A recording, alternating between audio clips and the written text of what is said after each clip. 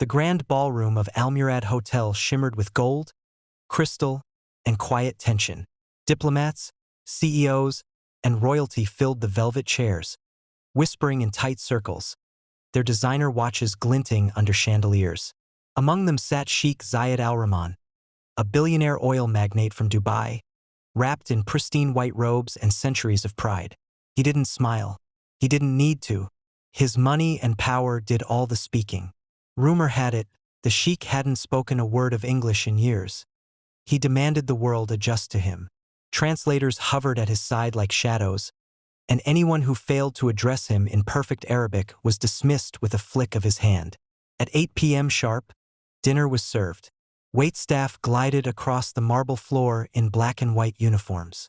Among them was Layla, a soft-spoken maid from Queens, New York, half Arab, half American, working 3 jobs to help her mother through chemo.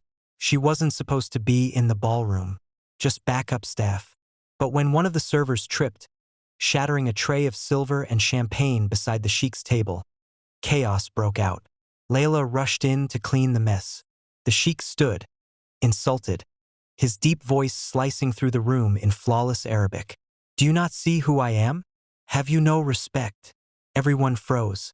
Managers panicked. No one dared answer. None of them understood his words. Except Layla. Without hesitation, she looked up at the man towering over her and responded in calm, clear Arabic. Her one sentence changed everything. Layla's voice, steady and warm, floated through the stunned silence in perfect Arabic. "True respect is earned with kindness, not demanded with fear." The air seemed to shift. A few guests gasped.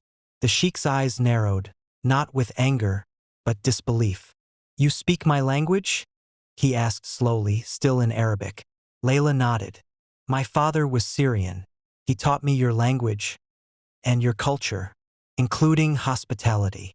The ballroom, moments ago on the verge of chaos, now held its breath. The sheikh stared at her, as if seeing her for the first time.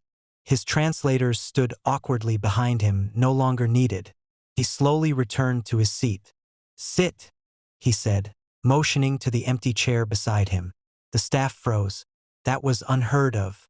Layla hesitated. "I'm working, sir." "You were working," he replied. "Now you're my guest." The manager rushed over, panicked. "Sir, I can get another server." "She stays," the sheikh interrupted. Layla sat. Every eye in the ballroom watched. But the sheikh didn't seem to care. He leaned in. "What is your name?" "Layla Ferris." He nodded thoughtfully. "You have courage. And grace." Layla smiled politely, still unsure what was happening.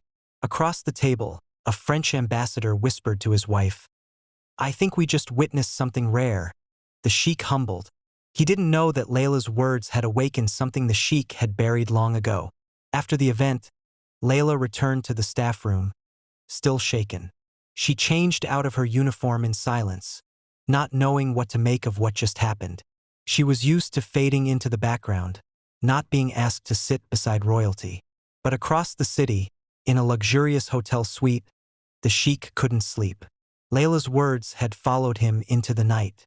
True respect is earned with kindness. He stared at an old photo on his desk, a worn snapshot of his mother in a modest home in Riyadh, teaching children for free. She was the one who first told him that line.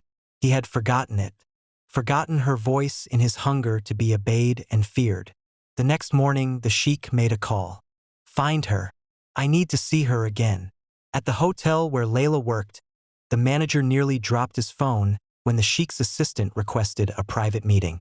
Layla was brought to the penthouse suite in stunned silence. The sheikh greeted her not with a lecture, but with tea. "I want to know more about your father," he said. So she told him about her Syrian roots, how her father was a poet who died too young, and how she worked nights to support her sick mother. The sheikh listened.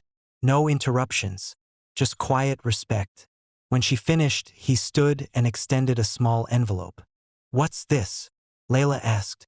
"A letter of admission and full scholarship to the cultural institute I founded in Dubai. Your voice, your knowledge, it belongs in places of influence, not behind trays." Layla opened the envelope with trembling hands. It was real. It was her future, written in gold ink. 6 months later, the Grand Hall of the Dubai Cultural Institute was packed with scholars, diplomats, and dignitaries from across the world. Cameras flashed. Translations echoed in earpieces. At the center stage stood Layla, no longer in a maid's apron, but in a flowing navy abaya with her father's favorite poems stitched at the sleeves. Her voice was steady as she spoke about the power of language, respect, and identity. The sheikh watched from the front row, proud and still. She ended her speech with the same words that had silenced him that night. True respect is earned with kindness, not demanded with fear. The crowd rose to their feet.